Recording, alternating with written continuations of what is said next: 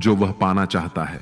इसलिए इस भगवद गीता सार को आप हर रोज सुबह और रात में सोने से पहले अवश्य सुने।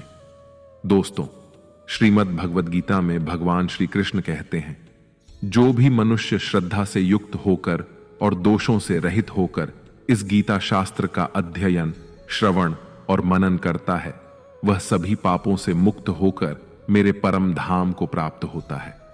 साथियों, इसीलिए कहा भी जाता है कि जिस घर में भी श्रीमद् भगवद गीता का पाठ हर रोज पढ़ा और सुना जाता है, उस घर में कभी कोई संकट या परेशानी नहीं आती। भगवान श्री कृष्ण की कृपा और आशीर्वाद हमेशा उस घर पर बना रहता है और जीवन सुख, संपत्ति, धन, वैभव और आनंद से परिपूर्ण हो जाता है। मित्रों, कुरुक्षेत्र की युद्ध भूमि में हुए महाभारत के भीषण युद्ध के प्रारंभ में ही अर्जुन युद्ध भूमि में अपने चारों तरफ युद्ध की इच्छा से आए हुए अपने परिजनों, भाई बंधुओं और गुरुजनों को देखकर घबरा जाता है, निराश और हताश हो जाता है और बहुत ही दुखी होकर वह श्री कृष्ण के समक्ष अपने दुख और दुविधा को प्रकट करता है। अर्जुन कहता है, हे केशव, मैं कैसे यह युद्ध कर सकता हूं? इस युद्ध भूमि में युद्ध के लिए एकत्रित हुए ये सब तो मेरे अपने ही हैं। मैं कैसे पितामह भीष्म और गुरु द्रोणाचार्य से युद्ध करूंगा, क्योंकि ये दोनों तो मेरे पूजनीय गुरुदेव हैं।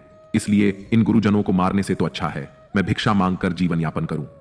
हे मधुसूदन, जिन कौरवों से मैं युद्ध करने जा रहा हूं, वे सब धृतराष्ट्र के पुत्र मेरे भाई ही तो हैं, मेरे अपने ही हैं। इन सबको मारने से तो अच्छा है कि मैं सन्यासी बन जाऊं। अगर यह युद्ध हुआ तो करोड़ों लोग मारे जाएंगे। जो सैनिक और योद्धा इस युद्ध में मारे जाएंगे, उनकी स्त्रियों का क्या होगा? नहीं कृष्ण, मैं यह युद्ध नहीं कर सकता। अपने ही कुल का विनाश करके मैं कैसे सुखी हो सकता हूं? हे कृष्ण, मुझे कुछ समझ नहीं आ रहा है।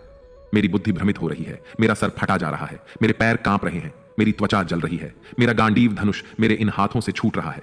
हे कृष्ण, मेरा मार्गदर्शन करो, मुझे ज्ञान दो, मुझे बताओ कि मैं क्या करूं।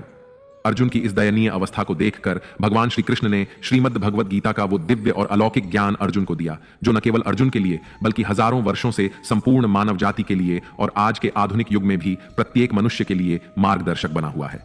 श्रीमद् भगवद गीता एकमात्र ऐसा ग्रंथ है जो मनुष्य को जीने का सही तरीका बताती है। भगवद गीता जीवन में धर्म, कर्म और प्रेम का पाठ पढ़ाती है। इसलिए हमें नित्य प्रतिदिन श्रीमद् भगवद गीता का अध्ययन अवश्य करना चाहिए।